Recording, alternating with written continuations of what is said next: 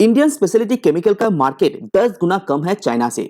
अगर चाइना की मार्केट की बात करें तो स्पेशलिटी केमिकल के अंदर 1550 बिलियन डॉलर का मार्केट हैंडल करता है चाइना और इंडिया 1060 एंड 70 के आसपास। तो यहाँ पे कंपैरिजन 10 गुना कम हो जाता है। अगर इंडियन केमिकल सेक्टर की बात करें तो 2021 से लेकर 2027 तक 11 to 12% ग्रोथ आप एक्सपेक्ट कर सकते हैं स्पेशलिटी केमिकल के द्वारा। और प्रोजेक्शन ये भी दे रहे हैं कि 2040 आते आते Indian chemical sector 1000 billion dollar तक पहुंच सकता है, जो अभी 160 बिलियन के आसपास दिखाई दे रहे हैं।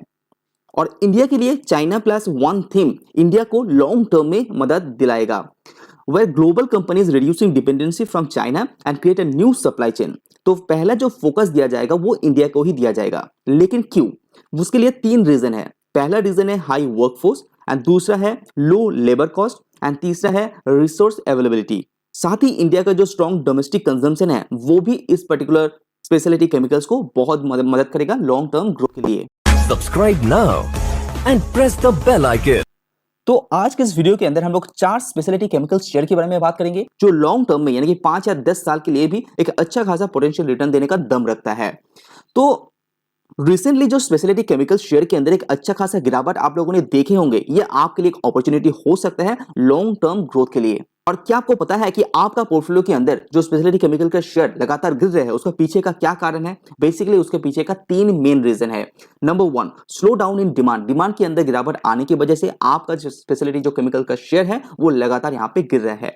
दूसरा है sharp jump in raw materials cost. Recently आप लोगों ने देखे होंगे कि गैस का प्राइस इंक्रीज होने के कारण बहुत सारा कंपनीज को यहाँ पे प्रेशर फेस करना पड़ा था, इसीलिए कंपनी का मार्जिन यहाँ पे श्रिंक हो चुका है। तीसरा कारण है लिक्विडिटी क्रंच। मार्केट से लिक्विडिटी यहाँ पे शक किया जा रहा है जिसके कारण स्पेशलिटी कंपनीज का जो शेयर प्राइस है वो लगातार यहाँ पे गिर रहा है। तो चलिए अभी जानते हैं वो स्पेशलिटी केमिकल्स कंपनीज के बारे में। सबसे पहले नाम आता है फाइन ऑर्गेनिक का, जो 1970 से काम कर रहा है। और फाइन ऑर्गेनिक कंपनी एक ऑलियो बेस्ड केमिकल मैन्युफैक्चरर कंपनी है।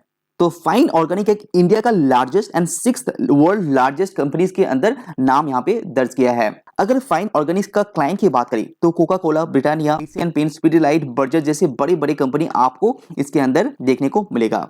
यूजर्स की बात करें तो कंपनीज का product basically cookies, lipstick, paints, ice cream, tyre जैसे कंपनीज में यूज होता है।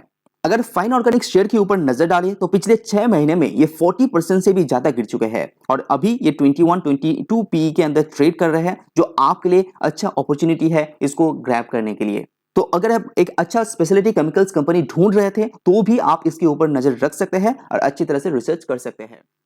उसके बाद यहाँ पे सेकंड जो स्पेशलिटी केमिकल्स कंपनी है वो है गैलेक्सी सर्फेक्टेंट और ये 1980 से काम करते हैं और सर्फेक्टेंट के मामले में ये दुनिया के अंदर एक लीडिंग प्लेयर हिसाब से जाना जाता है। कंपनी प्रोडक्ट की यूजेस की बात करें तो company home care and personal care के अंदर प्रोडक्ट यूज किया जाता है, जैसे कि toothpaste, hand wash, cosmetic, shampoo, ये सारे प्रोडक्ट बनाने के लिए एक कंपनी का प्रोडक्ट चाहिए होता है। अगर गैलेक्सी सर्फेक्टेंट का सप्लायर की बात करें तो बेसिकली ये company HUL, PNG, Colgate, Dabur, L'Oreal जैसे बड़े बड़े कंपनीज को अपने प्रोडक्ट यहाँ पे सेल करते हैं। और Galaxy surfactant basically innovation and great future vision के लिए जाना जाता है और अभी ये पर्टिकुलर कंपनीज का शेयर 30% नीचे ये ट्रेड कर रहा है।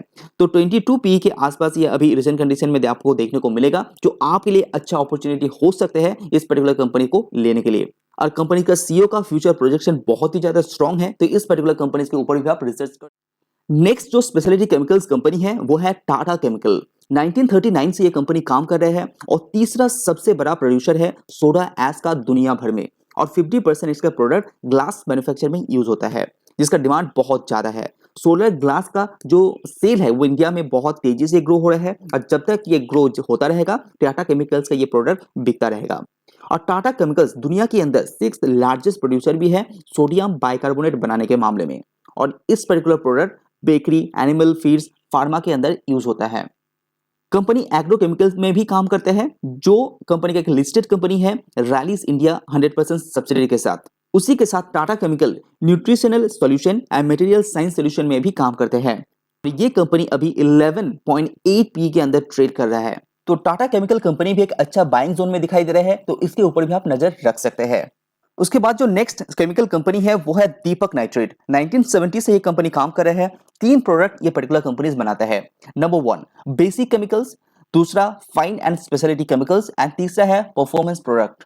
बेसिक केमिकल्स के अंदर Deepak nitrate, sodium nitrate and sodium nitrite, ये दोनों प्रोडक्ट के मामले में दुनिया भर में नंबर 1 है।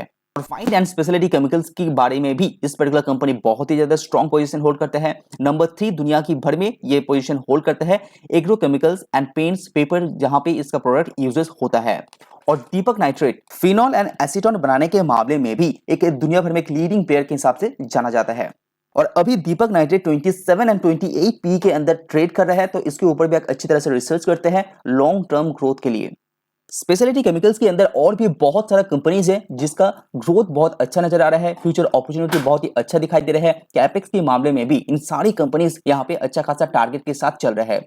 तो मार्केट के अंदर बहुत सारा स्पेशलिटी केमिकल्स कंपनी है, उसके ऊपर भी आप नजर रखिए, अच्छी तरह से रिसर्च कीजिए, उसके बाद निवेश कीजिए। अगर वीडियो पसंद आए तो लाइक जरूर कीजिए। आज वीडियो में इतना ही, सी यू ऑन नेक्स्ट वीडियो।